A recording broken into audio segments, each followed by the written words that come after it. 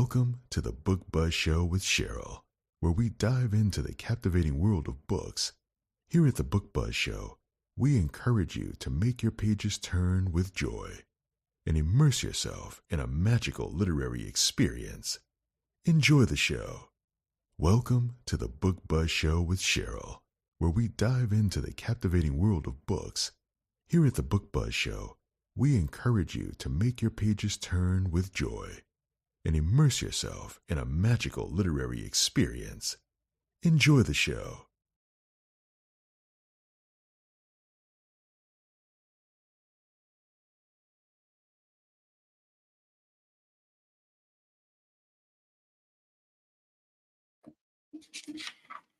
Hello, and welcome to the Book Buzz Show. I'm your host, Cheryl Brooks. And if you are new here, welcome. If you're returning, welcome back. If you enjoy the upcoming show, please like, follow, subscribe, and share the upcoming broadcast. Also, for those who are new here, here at the Book Buzz Show, we do talk about the books and the characters. So there will be some minor spoilers, but we don't give anything too major away that will ruin your reading enjoyment. In addition to being a live broadcast, the Book Buzz Show is also a podcast, and you can check us out wherever you get your podcasts when you're on the go at the Book Buzz Show with Cheryl. And also, to let you know, tonight's episode is being brought in partnership with Black Odyssey Media. And here is their logo on the screen for those who are watching. For those listening, again, that's Black Odyssey Media at blackodyssey.net. And you can go to their website to check out their roster of authors. Here's a few of them on the screen, the book covers for those who are watching. And we have spoken to several of them, so you can look back at some of our previous broadcasts as well to see those interviews. All right. And tonight we have a great show in store for you. I'm excited to talk to tonight's guest. We will be speaking with Aja about the Enigma series. And as I was telling Aja off camera, I really enjoyed it, so I'm excited to talk about it. Okay, and without further ado, I'm going to bring on tonight's guest. Before I do that, let me show you this magnificent cover. I forgot about that. This is book 1 in the Enigma series, Smoke. Love. I love those who know I love book covers. So this is a really good one. I love it. And can't wait to talk to her about that as well. All right, so let me bring to the forefront Aja and my co-host for this evening, Jennifer Copeland. All right. Hello, ladies. Welcome. Hello. All right. Looks like we have a few people in the audience. I also have Instagram up, so I'm going to be checking both. Jennifer, if you too can pull up Instagram if you have another device, and just so I don't miss any comments. But on Instagram, looks like we have Ola. Hi, Ola. Thank you for joining us. And then we have Myra. Hi, Myra. Hi, Ruby. Thank you for joining us. Hi, Velva. Thank you for joining us. All right. So, Aja, we're going to get right into it. For those who are new to you, can you give us a little of your backstory, telling us how you got started on your professional writing journey? Yeah, sure.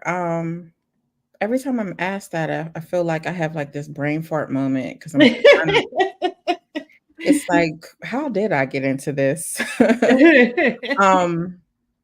But I've always been a writer. I've been writing since I was a child, and I think a lot of writers say that. But seriously, I've been writing since kindergarten, first grade, and always found it to be a passion of mine. But life kind of happened, and I moved away from writing as a form of expressing myself But I got back into reading when I'm trying to think. After I had my daughter, I would say I really got back into reading, which was really my first love. Mhm. And at the time, I joined a reading and writing community called Writers and Readers Resources or something, but it was on Facebook. And I joined it, and there were a lot of authors that I was reading, and there were these activities that would be placed inside of the group, like writing prompts, Okay. and it was starting to like fuel this thing that was inside of me. So I started to write in the writing prompts, and people in the group were like, "Aja, you could write. Like, why aren't you writing?" So I started a blog, and that was I would say that's May 2012. I started a blog, and I would share that blog in the Black romance community, share Okay. my blogs whenever I would post them. And Beverly Jenkins was actually one of the first people to say to me, "Girl, you can write. Why are you blogging? Why aren't you writing a book?" And it was really a good question because writing was my first love, but I had pulled away from it. And I think it built some sort of like maybe an insecurity since I pulled away from it. Like maybe it wasn't the thing I was supposed to do. But her words were encouraging. And I started to write a story that was like going nowhere. I couldn't get these people out of a hotel room. So I would say, like, by the following year, though, I did write my first story that was published. That I actually co-wrote with someone, but my first book with just Aja came out in, I want to say it was March 2015, and that's I Am Yours. And I Am Yours is the very first time that I feel like I really heard my voice, and I haven't stopped. I had some, I think that I didn't come out running. I was pretty slow. I was still working full time in the corporate job, and I had a very young like child. So at this time I had two children, and I was trying to juggle being a wife, being a mother, working, and trying to write these stories. So it took me a while to really find my footing, Mhm. but once I did, it was like a wonderful thing. So yeah, that's how I got into writing, is really just life happening and shoving me into what I was really supposed to be doing all along. I love that. And when you first, hi Lisa, thank you for joining us. When you first published your first book, how long was it between the time when you finished and you actually decided to publish it? So the very first, so I Am Yours was actually, I was working on I Am Yours first when the story for Unexpected, which is no longer published. I took that down from publishing, but if you've been with me for a long time, you might have the book and read the entire series. But Unexpected came to me second, but it came out first. And I think it was because it was just the story was hot inside of me, and I was able to get that out. Whereas I Am Yours came to me first, but it was taking me so much longer to write it. And mostly because it was emotional. I want to say that I Am Yours is not just a romance, it's women's fiction. Amara is dealing with the abandonment of her father, and just the reality of not knowing certain things about her past. And then also it's a second chance romance.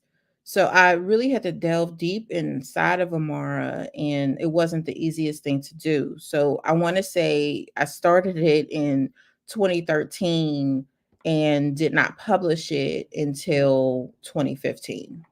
Okay. And now when you're coming up with ideas, do you normally come up with the characters first or the plot first? Hmm. It's always the characters for me. I see people and I don't always hear them, so I don't always hear what they're saying, but I definitely see them and see their movement. I'm very visual. Mm-hmm. A lot of people, when I say that, they go, yeah, because you're always like posting images and stuff. Like a big thing of what I do is I post a lot of pictures of Black couples. Black love is always important to me. And the visual of it means so much. And that is what inspires me, is what I can see. If I see these people in my mind, now I'm interested. Who are they? I want to write their story. So oftentimes the story comes after the characters. I would say Mm-hmm. there's only been a couple of times that the story came first. And one that I can remember right off bat is Love Taps. The story came first before the characters. But outside of that, it's been pretty much characters. And exceptions would be the anthologies that I do. Most recently, Smoke and Stroke, that was just Mm-hmm. released on the 12th. In those situations, a story is kind of given because Right. there's a continuity that we must follow. And those things kind of help me to build the story without me necessarily knowing who these people are. Okay. And what is Ola is saying she had to switch sites because Instagram froze. Okay. Okay. Uh when you're live. Hi Katina, thank you for joining us.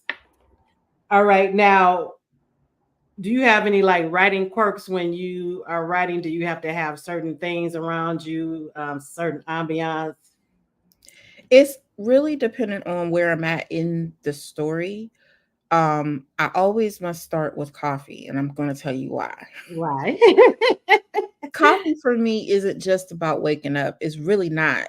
Like, I don't know that it wakes me up, but what it does is it slows down all of the characters and movement that's happening in my head. I can literally be thinking of 5 different stories all at one time, Mhm. right? And I'm only writing one and I need to focus on one, but somehow before coffee, I I'm thinking of 5.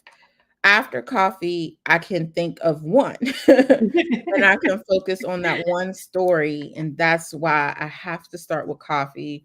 And then I need to do administrative stuff. So people who follow me, you'll see me doing a lot of posting in the morning because it makes me feel better that I've done those things first to promote, to respond to emails, to DMs and things like that. And then as I'm doing this, I'm listening to music. And so it's getting me to the place where I need to be. So when I'm finally done with the administrative sides of my job, which is Mhm. bigger than the writing a lot of the time, I'm able then to be in the mood for the scene that I'm writing. Now, once I start writing, there like half of the time I cannot listen to music, even though I love it and I have to have it every single day. Half of the time I can't listen to it while I write. But when Mhm. I'm in the very end, like at the end of the book, and I know these characters, because whenever I start a book, I don't know them. I want to know them, and that's why Right. I write them. Right. But like by the time I get to the end, I know these people. I know what they're going to say. I know what they're going to do. I just need to disappear from here and go into that space with them. I will start to play a song, and it's a song. It each book gets a different song, but it's a song I play over and over. I put it on loop so it does not stop, and I just keep writing to it and flowing to it. I get so many words down when I get to that place. Mm. And I just, I guess I kind of need quiet, not a lot of people moving around the house. Sometimes my husband is working from home. Sometimes there's people here and I can't stop the movement, the interruptions or whatever. But when I can get everyone settled and doing whatever they need to do and not needing me, it makes for a perfect day to write. And I guess those are my quirks. And I'm a coffee lover too, so I can appreciate Oh man, a good cup. coffee at any time. So I try to drink it too late though, but yeah, I love it. It just gets my day started right. Yeah. So I definitely can relate to that. Um, Now I mentioned when we first started that I love the book covers. And let me put it back up, the first one. This is book one again, everyone, and I love this book cover. Um, I love all of them actually. Did you have any input as far as what you wanted on the covers? Yeah, so the story of that, okay, so first off, my cover designer is Sean D. Young, and you may know her in the author arena because she's a Mm-hmm. writer, but she's a graphic designer. So she's designed my website. She does everything with exception to some of the promos that I do, but oftentimes those promos I send to her for approval. I want to make sure they look okay before I put out there. But yeah, so the story of Smoke is really interesting. If you've been reading me for a while, you know that he comes from the Soulmate series. And in the Soulmate series, I'm writing these daughters who haven't met or cannot really remember their father. And in the first book, I'm not even sure I named him in She's Got Soul. Okay. I'm not even sure I named him in Deep in My Soul, but I started to realize I wanted to tell his story. And what happened was I was looking at images as I'm always doing, looking at different images for promos, maybe for a book cover, something that I would send Sean and say, yeah, hey, what can we do with this? And I saw that image of Smoke. Okay. And immediately I was like, that's him. Okay. That's their daddy. That's their daddy right there. I mean, there was no plan to really write this book for real. I wanted to tell his story, but I hadn't planned how to do that. But when I saw this man, I knew exactly who he was. I knew he was Zora's ex. I knew he was these girls' father. And I sent it to Sean and I said, look at him. And she's like, ooh. And I was like, I know. She said, what are you going to name it? And it was just the haze around him of the cigarette smoke, just Mm-hmm. something about him. And I was like, he smoked. That's what he is. He smoked. So at this point, I'm still writing the Soulmate series. And now I can start to build the story of Smoke kind of in there because I Okay. know I'm going to now write this book about him. So that is the story of how I came to discover him as a cover model, and then how that led into me writing his book. And then from there, she said, well, let me know if there's going to be any other books. Like, is it just going to be him? And when I started to realize why he had disappeared from his children's lives, I was like, he has other children. Mm. And I knew it. Like, this is what happens with me. Actually, what happens is I see an image and I start to then see people. The image inspires me to start to see the story, not the story, but the characters moving. Now I got to tell that story. And then I give it to Sean, and Sean's like, okay, what's the story about? Okay. and then I start to come up with these stories. So it was really on the fly, like how I came up with Smoke, Maestro, Slick. But once I found all the images, it was so perfect. And I knew that the Enigma series was going to come after the Soulmate series. So that's how it Hmm. came to be. Love that. Love that. Um, and a good book cover, it just from a reader standpoint, it draws you in. And it can make a break. Because even with me, if I'm not caring about the book cover, I'll probably scroll right past it. But I've been noticing your all of your covers are, excellent, excellent. Thank you. Yes, Thank you. love them, love them.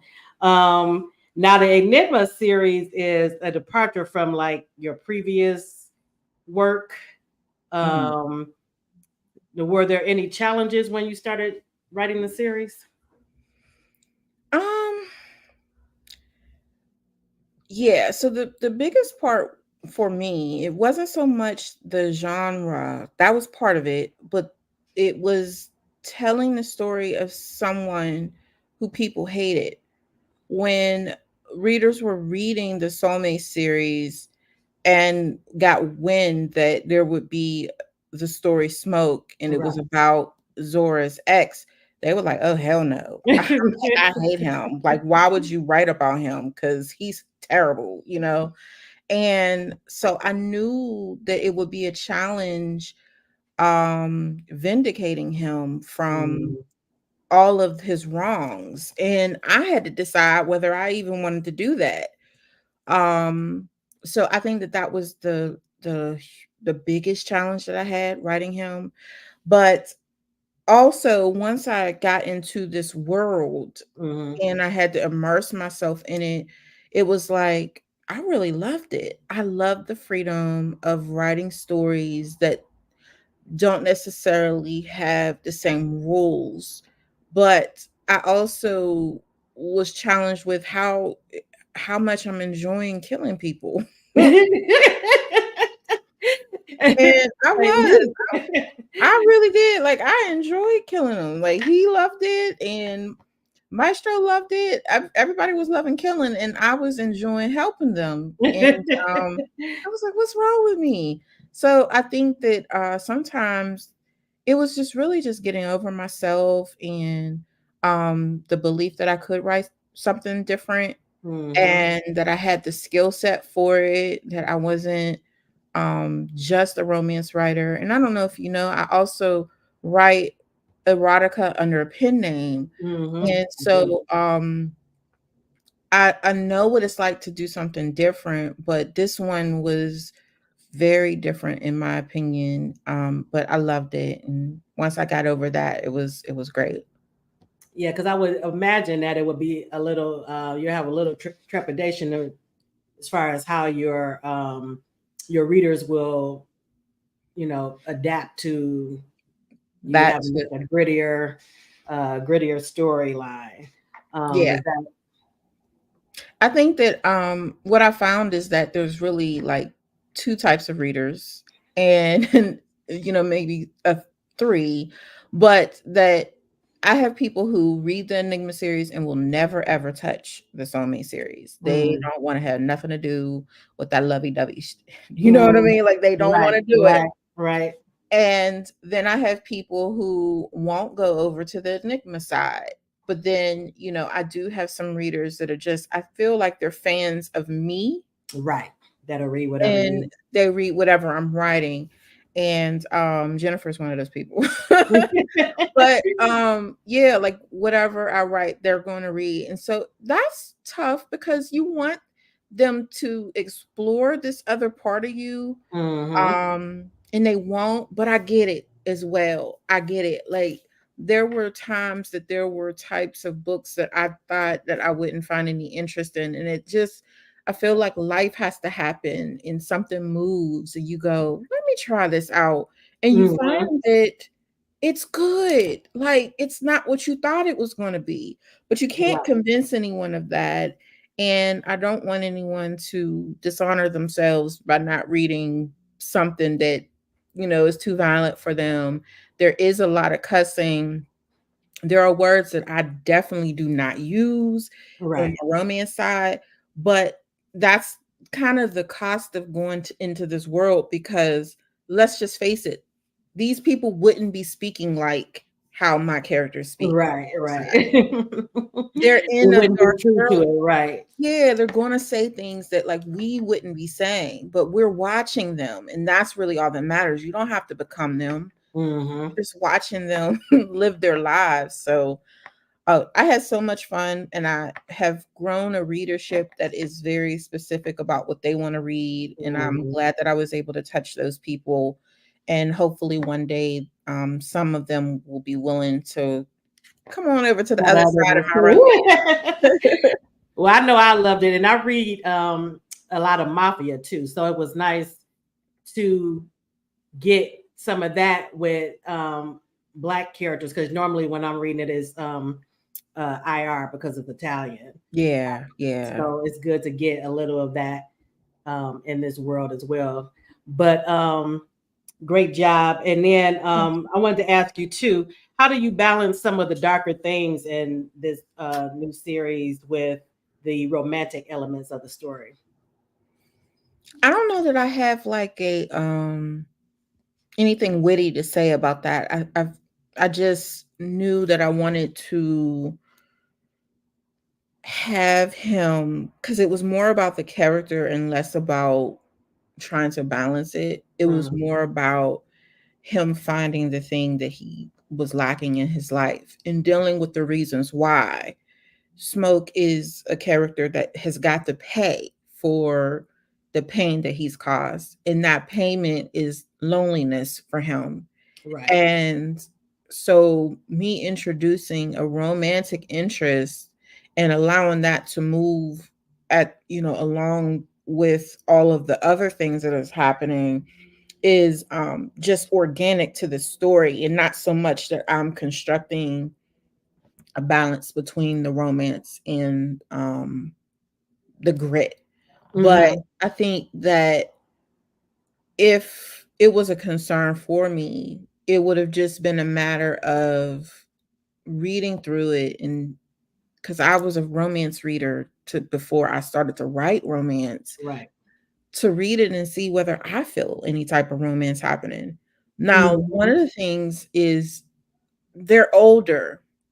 They're, even though there's an age gap, Right. they're both older people. They're not young, and the reality is they've been through their lives and they've went through so many things that I didn't feel that it was necessary to create this long love story between them.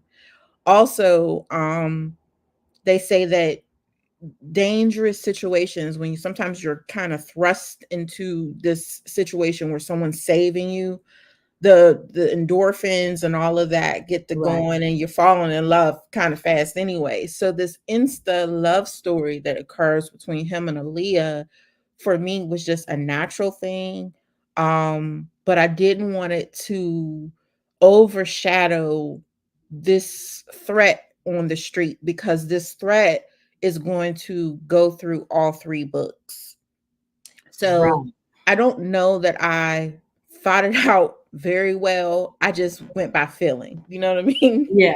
And the reason I can ask that is because I read a lot of like where it's like either romantic suspense, romantic like thriller, um or whatever, where they have to, it's like a dance. You have to make sure, because I've read some where one overpowers the other, Mhm. or so I know it's a, sometimes a balance. But this one, like you said, it felt natural. I didn't feel like, it was lacking in any way. Good. But yeah, I just wanted to know if it was intentional, where you had to like make sure you had enough of this romantic elements and enough of the grittier street side. Yeah, I think it was intentional, but probably not from a brilliant place in me, more so just my intuition, just Right. feeling it out and deciding that this feels right here. And now it's time to shoot some people and kill some people. And now he needs the comfort of a woman again. Like, it was more intuition than, I'm telling you, I'm not that brilliant. Even when people tell me I'm not, I just follow my heart in Right. life, and even when I'm writing these books. Now this is something that I started asking authors, because based on writing can be hard on the body, and it's also can be like an isolating profession. So what do you do as far as self-care for yourself? Not enough, okay? Not enough. But I am someone who really enjoys life and not just working. I mean, like, I like to get away from this computer a lot. Mhm. And I have some people in the industry that I'm friends with that Stephanie Nicole Norris tells me I frolic. Okay. I'm a frolicker. She might, we might be texting with each other and she'll say, What are you doing?" And I'm like, I'm out at the park. I'm taking a walk. I just came in from a walk. I was Mhm. enjoying the sun. I really like to get out and smell the fresh air and be under the sun. my husband and I, we love to cruise. So we're constantly looking for new cruises to go on. You will find me on vacation. You will find me near water. You will find me under the sun. Um, and And I I noticed that from some of your posts. Yeah, that I Oh, think. okay. Mhm. Yeah, that's big for me. So I try not to take life too seriously. I laugh, and I think that those are really important things as far as self-care, is really just staying true to yourself. But like Mhm. outside of that, will get I get my nails done, my feet done, massages, things like that, listening to music, watching a good television show, anything to deflate, cuz even though it's entertainment that we're doing as writers, it's like it's important that we deliver good entertainment. There's a lot of pressure on us to Mhm. do it well, and um there are there's fears of failure and things like that, things that Right. Right. can feel like a burden. So it's important to find joy, and so that you don't lose your way and forget why you're doing it. I want to love this thing that I'm doing. I don't want to feel burdened by it. I don't want to hate it. Right. And Right. I want to maintain good relationships with the people who read my work. So I have a group, and I talk to them, and I deflate with them, and we pray together, and we talk together. Jennifer knows. Um, we're family, and that helps me to balance it as well, to know that there are readers that care for me as a person just like I care for them. It's not just about buy my book. Right. Right. Right. And I'm looking at Instagram. Shay Baby Shay from Brown Book Series said, "I just always." Oh, She said, "You always gone somewhere." She love it. I am. And so I'm um, gonna be coming where you are too, Shay. um, now, what book or movie is your go-to when you're looking for a good romance? Okay, so funny thing is I really don't watch a lot of romance Really? movies. Okay. Yeah, for some reason, I really love to see people dying, or I love to see like espionage or something like that. That just really gets me going. But and not that you asked me this specifically, but there's two things that I watch when I'm struggling to find my voice in writing, and that's Downton Abbey. Oh, I love that. Yes. Oh, I done watched that like 3, 4 times. It's something Mhm. about just watching their movements, their conversation. It doesn't have anything to do with the story. It's just seeing people like moving through life really is inspiring to me. So it's between that, and I also watch Insecure. So I will watch the Insecure series with Issa Rae. That's another one. It puts me like in touch with just younger Black people, and, mobile, going to work and having relationship issues and stuff Mhm. like that. Really gets my juices going. Some of the romance movies I love would be The Photograph.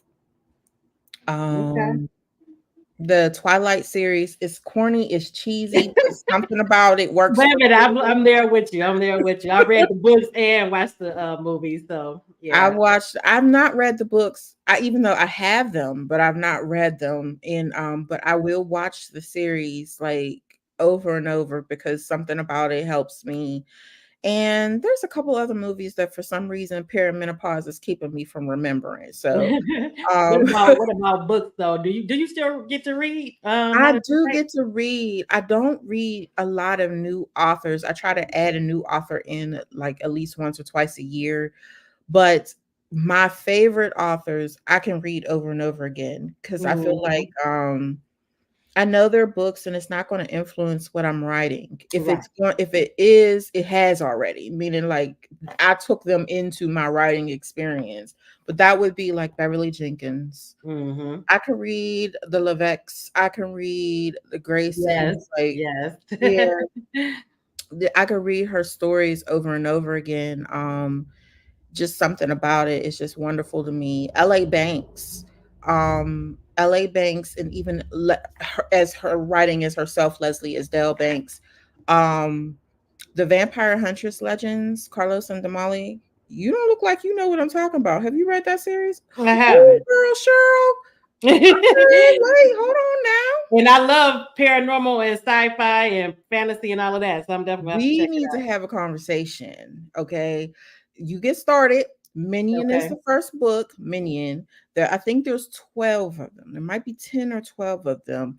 But you are in for the time of your life, especially if you're already someone who likes paranormal. Yes. Because a lot of times that's the hurdle. You mention it to someone and they're like, "Oh no, I don't do vampires. I don't." And it's like it's more than this. It's Right, more right. than that. It's a awesome body of work. It's unfortunate she's not here anymore, but before she left something that was so beautiful. So definitely check out LA Banks. Start with Minion and just keep going. But she's also written a lot of romances and Leslie Esdell Banks. And so if you wanted to check out her just straight up romances, you should do that. So I will read her. And Maureen Smith is one of my favorite writers, and That's Nia. one of my mine too. She's up there.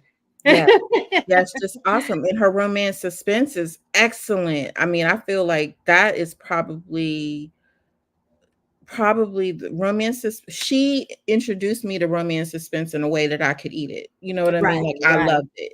right. And one other that I would say, Nia Forrester is one that I've read. Oh, Brenda Jackson is who introduced me to Black romance. So period. Okay. um But yeah, so, Nia, she's been on the show a few times. That's one of my tops too. I always read her stuff. wonderful writer, just wonderful writer. Just a beautiful way with words. So yeah, Most those are my definitely. writers, and I'll read their books. And That's if some they good come out ones. with anything new, I'll try to catch up with them. I'm definitely gonna check out Vampire Huntress series because somebody else had told me before too, and I never got around to it. So I'm gonna make a point of checking it out. You are missing out. Shay is saying, great work. She said Aja's writing is powerful and poetic. Oh, thank Great. you. Yeah, great. I was going to ask you too, what do you know now that you wish you had known when you first started, as far as in your writing journey? Everything I know now, I wish I had known when I started, like every bit. Okay, because I didn't know not a damn thing. All right. Oh Ooh, I didn't know nothing. And man. I think that the biggest thing that I feel the most is the marketing aspect. It's like I can Mhm. see it all the time.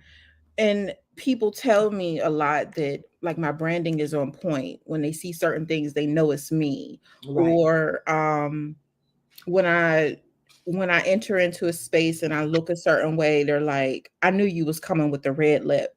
Now that's actually me being me.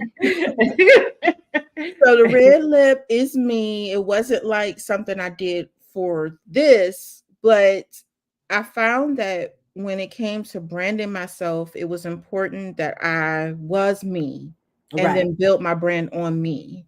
So that when you see me, you're really seeing the aspects of myself that's true to me. Like I don't have to pretend when I come Right. into a space. I really am coming as myself. Now, I'm not usually as outgoing in the majority of my life. I'm a pretty quiet person, but by having my hair red and my lips red and wearing a lot of red, it forces me to stand out Right. and it forces me to articulate and like come out of myself. It really Mhm. does. It forces me to be more outgoing. Um, so I think that if I could have known anything, it was how to brand myself better. My covers, my first few covers were terrible. Okay. Oh, they were terrible. And I say to Sean all the time, it's so funny because when I met her, we met for the first time at a Brab event in was it? It was Memphis. And I remember us sitting somewhere and she kind of said to me, she was like, if you ever want me to work on a cover for you, I would be willing to do it. Like it's not And so, like, at the time, I didn't know. I didn't get, I was like, okay. And eventually I did. I reached out to her and we started our relationship then. But in retrospect, it's like, girl, you was telling me my covers were Right? crappy. And she laughed, she was like, no, that's not what I was doing. I was like, but you was right. You was right. They was a mess. Man. When I look at some of You my never old work. learn though. To Yeah. get better. Yeah. Let's see. Antoinette is asking, have you ever read Gwen Forrest? I sure have. And I met her. Okay. And let me see. Velva is saying, luckily, Maureen is back writing. Yes, most definitely. Yes, I see her. Mm-hmm. And I've met her as well. She's a very sweet woman. Yes. Yeah, just beautiful. And Ruby is saying she thinks yellow is your color. It is. I feel like red. I started with red is and it's still red is like, I feel like I'm red, whereas yellow is a color that looks great on me. Mm-hmm. So I love the combination of yellow and red, and I feel like when I wear yellow, I really do come out. It speaks to the joy in my heart. Color is just so important, and you're so right, Ruby. Thank you. And you do, and it is a good branding mechanism, because when I think of you, I think of the red hair and the lip. So yeah, definitely your style. Antoinette is saying, she says she missed the opportunity to talk to you in Memphis back in 2016. I was so shy back in 2016. I'm surprised anyone talked to me. I was really shy, and I've come into myself. There's a lot of people that said, like, they met me then, but didn't really get to know me. And, I had a little pep talk with myself. I said, girl, these people are not going to know what's inside of you. They're thinking you sitting there sedity and like, I want to, but really I'm just quiet and shy. And like, but I just really just started to come out of my shell and share myself. I get that too. I've gotten that all my life, because I'm very, I grew up was very shy, and I'm very introverted. So me doing this is very out of the norm. But doesn't it feel good once you do it though? Yes. Yeah. Ruby is saying she enjoyed meeting you in Charleston. Ruby she has such a beautiful smile. She's going to smile at you and make you feel really good. Just a lovely woman. Thank you, Ruby. All right, so we're going to get into the Enigma series. Time is flying. Okay, so we're going to start with Smoke. And for those who are new to the series, can you just give them a brief overview of what Smoke is about? Smoke is about the redeeming of a man, or the redemption of a man who has treated some of the people that he loved the poorest, and him finding his way to love for himself. Like, he's had to accept his lot, but also not like lay down and die. Like, he needed to find the love inside of him, and a love that would love him back. And at the same time, he has a problem on his streets that has to do with fentanyl, and people are dying left and right. And for one, he's not an advocate of drugs. He hates it. He tried it out, not for himself, but he tried to be in the hustling game of drugs in the past, and he found that he didn't like what it was doing to his people. So he chooses other means of making his money. But when people start dying left and right, he's like, we got to get to the bottom of it. Plus, it's messing with my life. Right.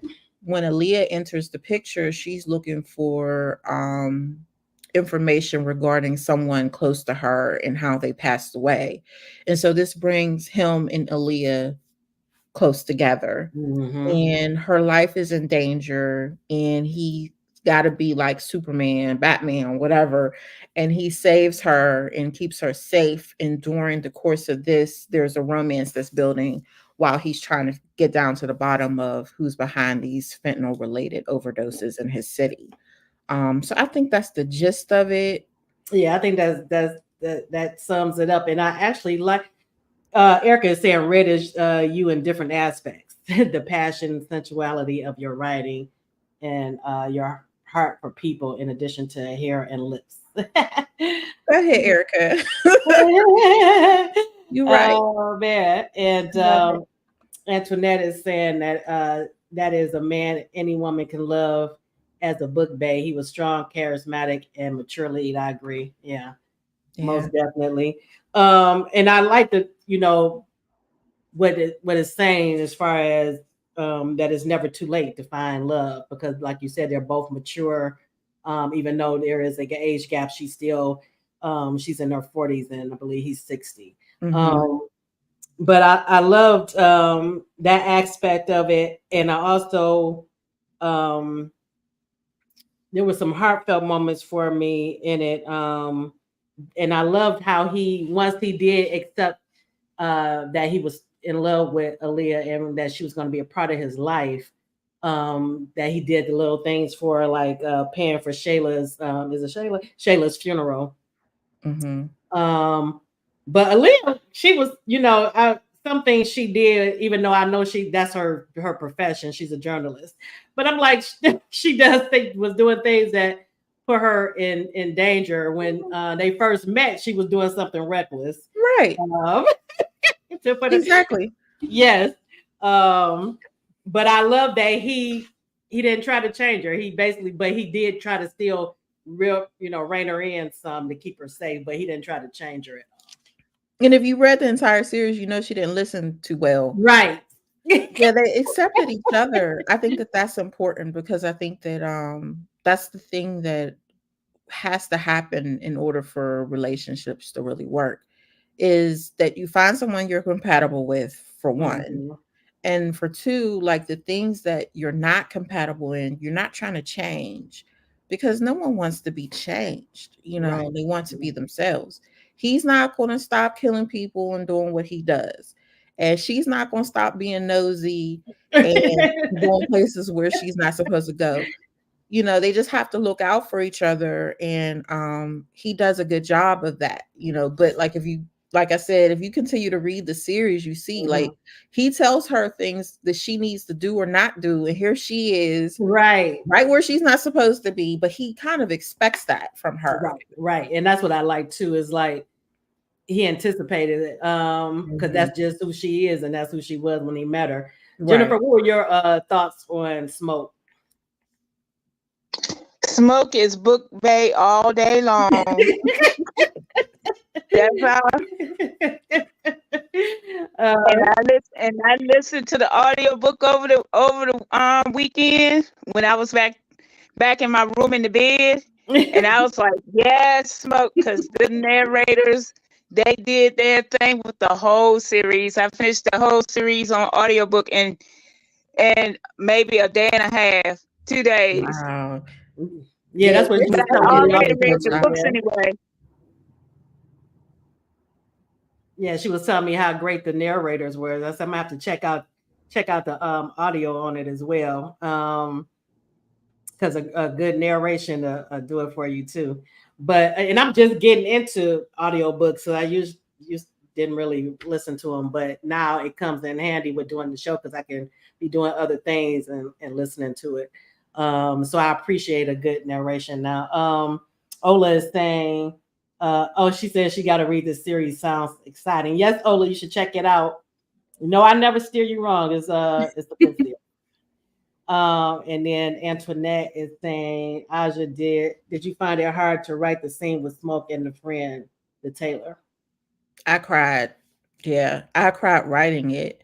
And yeah, I found it very hard. I really liked Jimmy, and I liked what he did for Smoke as far as being that sounding board. Someone like Smoke needs someone that he can talk to and not judge him. And Jimmy was that. And also, like, would steer him in a certain direction, like help him to see things about himself that he doesn't want to see. Sometimes I think he knew what he was doing with Aaliyah, but he needed someone else to tell him, and then also kind of give confirmation that you should keep doing this. Right. You're in love, like accept it. Right. It's okay, like it's time. Right. And I think because of the world that he's in too, he, was cautious because of his past relationships and all that entailed.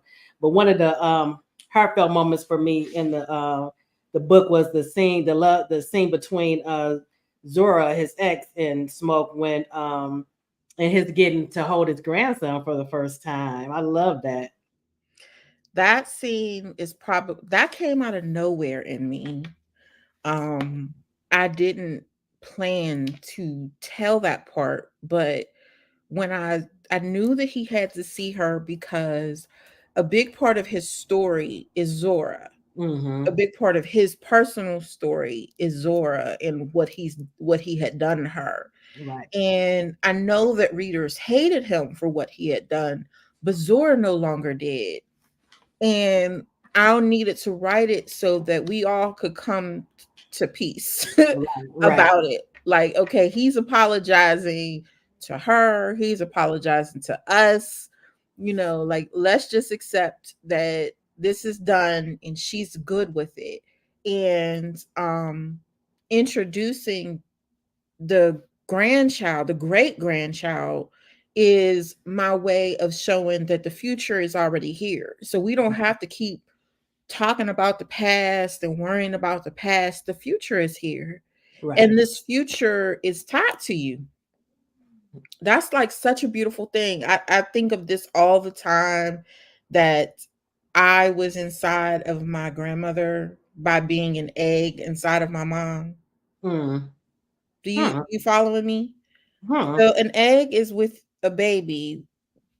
As they're formed, you have all the eggs that you will ever have inside of women. All the eggs you will ever have is with you when you're born. So when I was inside of my mom and she was inside of my grandma, I was inside of my grandma.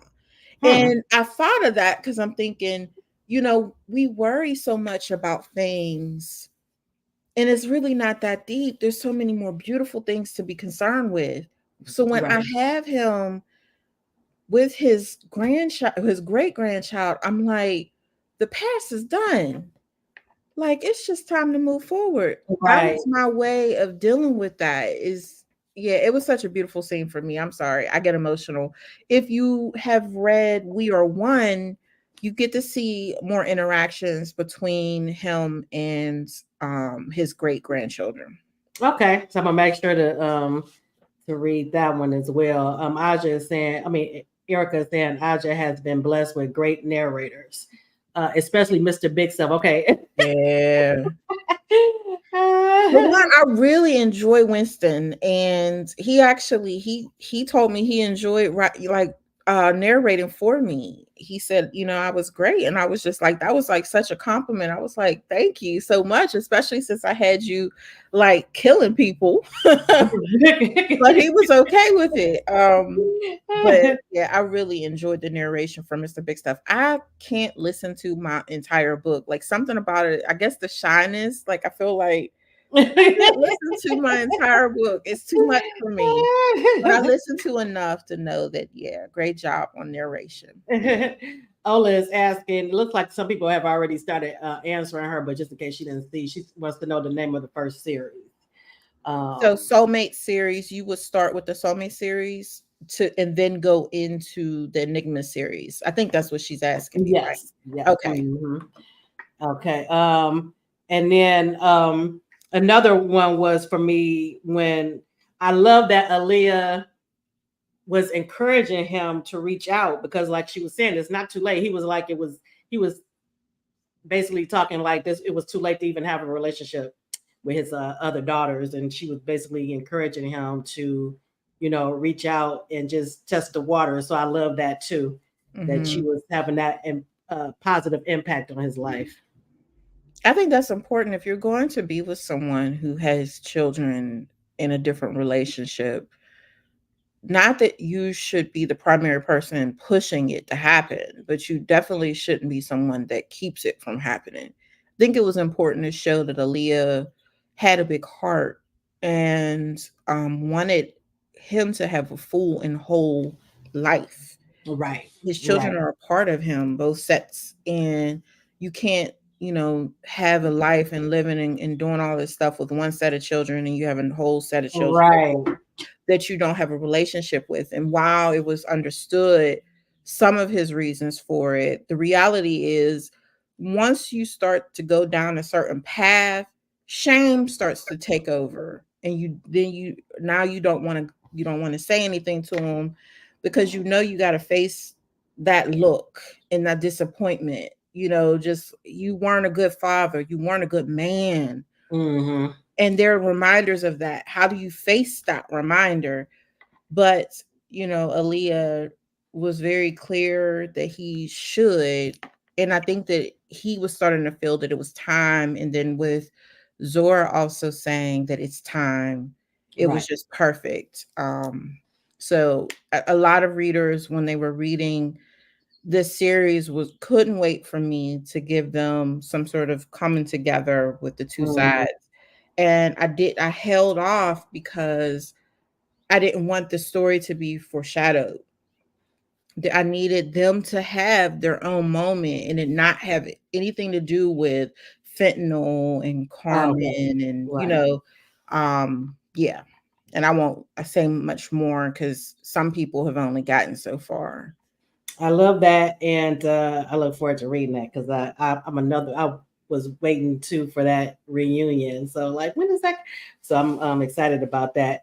We're getting close to time, but I wanted to touch on Maestro and Sarai as well. I loved Maestro and Mina together. I love just the way they vibed from the beginning, because even though he didn't think love was in the cards for him, they did have this this rapport from the very first start, and loved them together. And also Jimmy's funeral was in that. That was a heartfelt moment for me. Yeah. That was sad. Jennifer, what was your thoughts on Maestro and Mina, their book? I thoroughly enjoyed their book. That was a heartfelt moment for me too. And also when Maestro realized that he was in love with Mina, and he didn't mind standing up to her daddy for her. Right. He didn't care nothing about shine, right? But he did try to still respect him, by because that was his daughter. And he said if he had a daughter, he would do the same, as far as being protective of her. I love the warehouse scene. That was an intense scene, and I love the way it played out. It was I love action and all that, so love that scene. With Slick's book, I love. Well, with Sarai, it was more. I felt for her from the very beginning.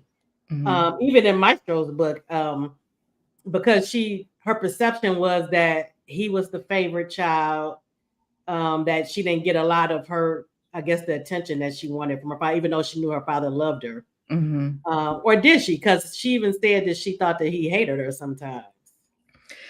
I think it's because the way that she handled things was so opposite of the way that Smoke and Maestro would handle things. Even though really and truly, Smoke didn't really see himself because he's a bit of a hothead himself. Right. So we see where Slick gets it from.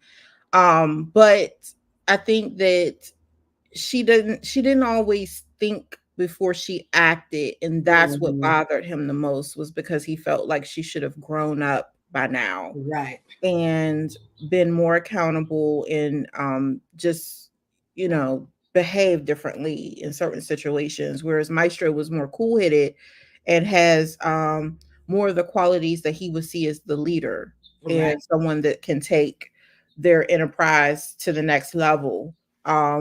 So I think a lot of her problems were just internal. It's how she was feeling about her mother not being present in her life, and just not getting that the the maternal love that we need. All Right. children need it, but I feel like because she's a girl, she didn't have that girl experience with a woman. She didn't have that nurturing, and Maestro didn't seek the nurturing. He decided to lean all in Right. and embrace the masculine aspects of himself. He was like, if I don't have a mama, then that's okay. I'm gonna just deal with what I got. My dad was my dad, and I'm following in his footsteps.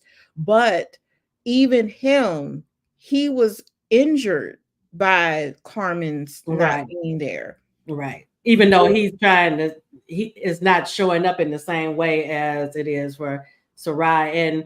And like I think it was even mentioned when she was reflecting on, her actions, that it comes out as aggression and anger, but it's mainly hurt, and she has those abandonment issues, even with her father too, even though he was there emotionally. There was distance. It Right. was a distance. And the way that Maestro deals with the lack of nurturing in his childhood is that when he finally finds a woman who really loves him, he's like at peace. He finds in her the nurturing, not that she gets to be his mama. They don't have that type of relationship, Right. but it is that love and comfort that he missed out on that he can have with Mina. She's like everything peaceful and right in his world. And even Slick experiences that. When she's Right. around Mina, she's like, I see what it is. I see this is just a really good feeling being around this woman. So yeah, they each side of my series, the girls on the soulmates side, they lacked the affection that they needed and the attention that they needed from their father because his presence wasn't there. Mm-hmm. And on the other side, where you think that they would have gotten it, they're Right. damaged as well. I took from both of them, Right. but in my way, I was showing that even when you're damaged or you've not gotten what you needed, there's ways in which the community can come together and you can repair bonds, you can fill in spaces, because that's what has to happen. The wounds will never heal if we don't just decide to love one another and to Right. come to some sort of understanding and peace. Yes, and I love too. Can I just say I loved Malachi and his swag? I just loved him. Loved him. Rap. You man, I loved him. But and I can't wait to listen to the narrator who does the voice for him. But what I like too is when Sarai was looking at the family photos in his house, and she was looking at it as this perfect family. But when he was thinking about it, he was saying that, this can be deceiving because in the beginning, there were a lot of issues with his parents. Mm-hmm. Yeah. So even with that, I thought that was interesting. How you can just look at, from the outside thinking one way, but you never know. We all got our stuff. Right.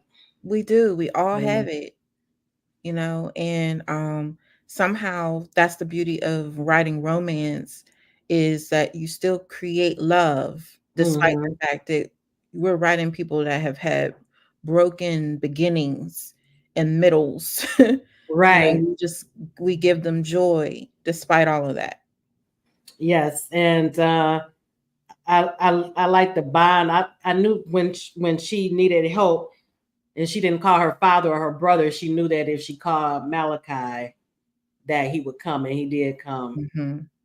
Gave her, he let her stay at his house, and loved the hot scene between them. Yeah. Look at you blushing. Yeah, man, I loved it, and I can't even imagine listening to it. Oh man, but I'm gonna have you back because we are at the time, and we haven't even scratched the surface of the entire series. But I really enjoyed it. It was a pleasure reading it. Looks like we have Island. Thank you for joining us, Island. If you haven't checked out this series, the Enigma series, check it out. And Soulmate series is a series that's prior to this. Okay, so we're going to get into our giveaway for the evening. And whoever is the first to, we have two giveaways. The first one to put the correct answer in the chat is the first winner. First question is, who can tell me the name of Aja's first published book? And if you give me one or the other, she said two. So if you give me one or the other, that's fine. But who remembers what she said the first published book was? And let me look over here on Instagram too.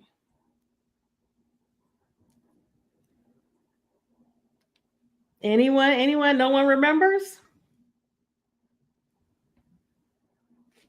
Ruby has it. I Am Yours. Okay, so Ruby, you will get if you don't already, I hope you do. You already have an ebook of Slick. If not, that'll you'll get that as Audiobook.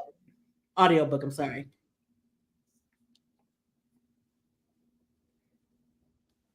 Okay, and she'll let us know if she, and I said ebook, I meant audiobook. I'm sorry.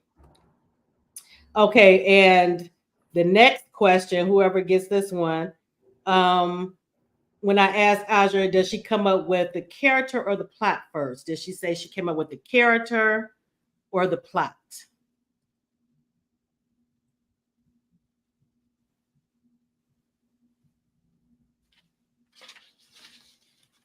I'm looking on here to make sure I don't. That's the easy one, y'all. If y'all were listening, who did she say she came up with the characters first or the plot first?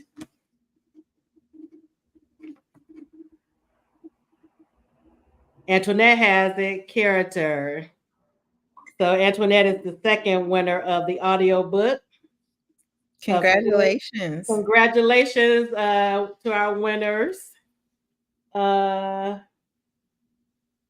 yeah, I didn't see anybody on Instagram put it. So again, we have Ruby and Antoinette are the winners, and I believe I have both of your email addresses, so I'll send that over to Aja. Is that what they need, the email? Mm-hmm. Okay, and I'll send that over to you.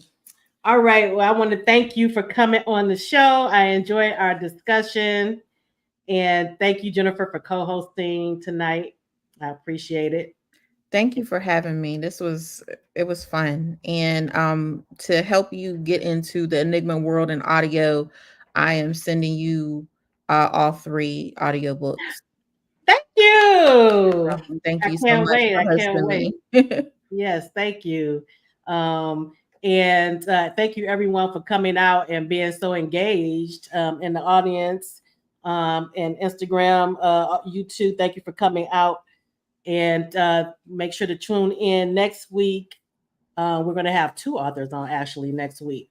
So that should be a good time as well.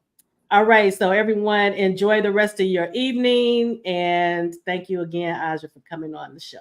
Thank you. Bye-bye. Bye.